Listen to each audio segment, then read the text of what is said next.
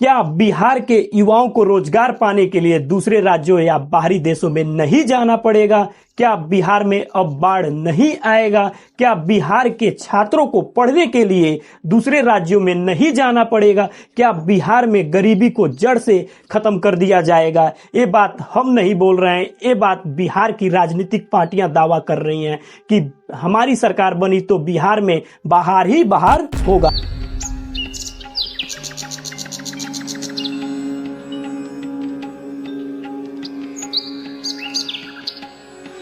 बिहार में इस समय चुनाव का दौर चल रहा है, जिसमें पार्टियां बड़े बड़े वादा कर रही हैं। महागठबंधन वादा कर रही है कि अगर हमारी सरकार बनी तो हम बिहार के सभी परिवारों को एक सरकारी नौकरी देंगे, और वो भी 20 महीने के भीतर।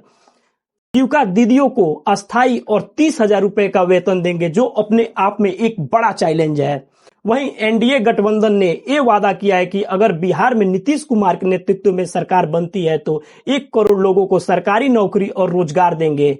ये वादे उनके किए गए वादों से न जाने कितने पर खड़ा उतरे। अब इन वादों के पीछे छुप जाता है बिहार की गरीबी, बेरोजगारी, पलायन और बेबसी की जिंदगी। आज बिहार में गरीबी इस कदर है कि बिहार की जाति सर्वेक्षण 2023 के अनुसार राज्य के लगभग 34.13% परिवार यानी 94 लाख से अधिक परिवार गरीबी रेखा के नीचे है, जिनकी मासिक आय 6,000 या उससे भी कम है। बिहार में गरीबी सभी वर्गों में देखी जा सकती है। सामान्य वर्ग में 25.09%, वहीं पिछड़ा वर्ग में 33.16%, अत्यंत पिछड़ा वर्ग में 33.58% और अनुसूचित जनजाति 42.740%। अब सवाल है कि क्या बिहार में गरीबी सच में खत्म होगी या एक बस जुमलाबाजी है?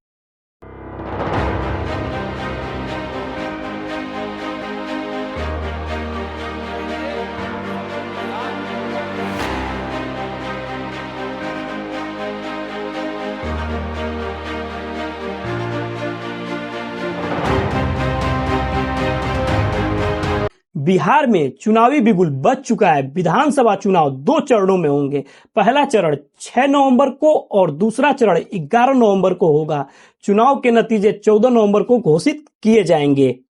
अब जब चुनावी मंचों से नेताओं के वादों की बरसात हो रही है, लेकिन एक मुद्दा ऐसा है जो हर गांव, हर घर और हर परिवार से जुड़ा हुआ है, वो है बेरोजगारी। बिहार के लाखों युवाओं जो सरकारी नौकरी की तैयारी कर रहे हैं, वो पूछ रहे हैं कि जिस तरीके से इलेक्शन कमीशन ने बिहार में उम्मीदवारों के नामांकन की तारीख, वोट पड़ने की तारीख और चुनावी नतीजे आने की तारीख तय की है, क्या ऐसे ही हमारे सरकारी भर्तियों का शेड्यूल बनेगा क्या? बिहार के प्रवासी मजदूरों की समस्या देश की आजादी के 79 साल भी जस की तस बनी हुई है। ये मजदूर अपने बच्चों के भविष्य के लिए दूसरे राज्यों में मेहनत करते हैं, मगर सम्मान और सुरक्षा के लिए तरसते हैं। इन मजदूरों को कोई नाम से नहीं जानता है, बस मजदूर कहकर पुकारता है। शहर की सड़कें, इमारतें और पुलों में इनका खून पसीना और मेहनत शामिल है, मगर इन्हें सम्मान मिलता है न इन्हें इन इमारतों में जगह।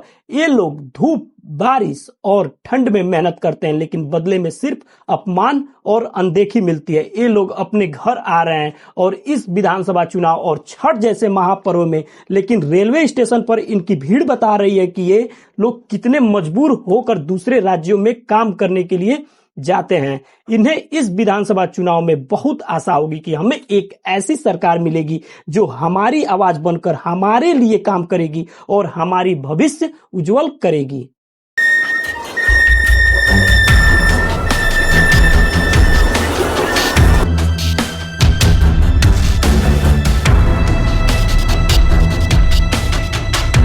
बिहार में पानी बढ़ता है, सरकार के वादे डूब जाते हैं। चुनाव आते हैं, पोस्टर लगते हैं, पर सवाल वही है, कहानी वही है। आपको बता दूं, बिहार का 73% क्षेत्र बाढ़ के खतरे में है। बिहार में बाढ़ शराब बन गया है। लोगों के बहुत सालों की मेहनत से बने उनके घर को बाढ़ एक झटके में ध्वस्त कर देता है, जिससे लोगों की उम्मीदें, वर्षों की मेहनत और उनके उस घर से जुड़े सपने एक पल में ध्वस्त हो जाते हैं और वो लोग पलायन करने पर मजबूर।